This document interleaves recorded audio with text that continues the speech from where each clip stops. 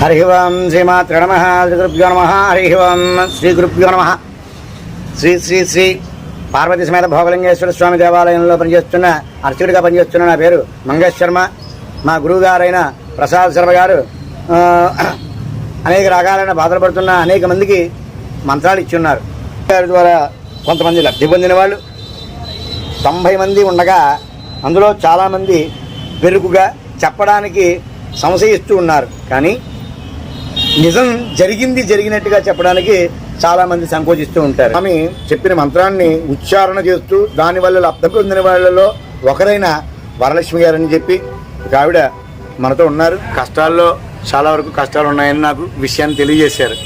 కానీ ఆ కష్టాల్లో గురువు గారు ఇచ్చిన మంత్రం ద్వారా అనే విషయాన్ని మీ ద్వారా తెలుసుకుందాం అనుకుంటున్నాం. మీ అబ్బాయి పరీక్షలో ఉత్తీర్ణుడు కాలేదని ఒకసారి మంత్రాన్ని తీసుకున్నారు.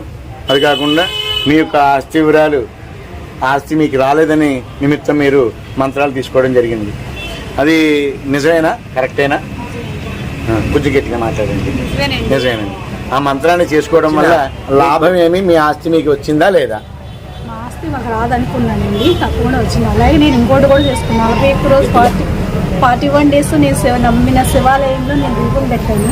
అదే రోజున నాకు నా పొలం రిజిస్ట్రేషన్ నా చేతికి వచ్చింది. లాస్ట్ మార్నింగ్ నుంచి ఈవినింగ్ 5 వరకు కూడా అవుతుందా లేదా రిజిస్ట్రేషన్ అనుకున్నాను.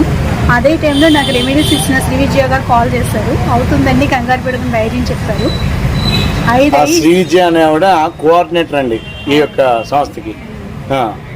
కరెక్ట్గా నాకు 5 అయ్యేసరికి రిజిస్ట్రేషన్ అయ్యింది. ఎంతో హ్యాపీ అనిపించింది. వచ్చి ఇక్కడ నాన్నగారి దగ్గర అసలు రాదు అని అనుకున్నాను, వచ్చింది. అదే నాకు పెద్ద మెరాకిల్.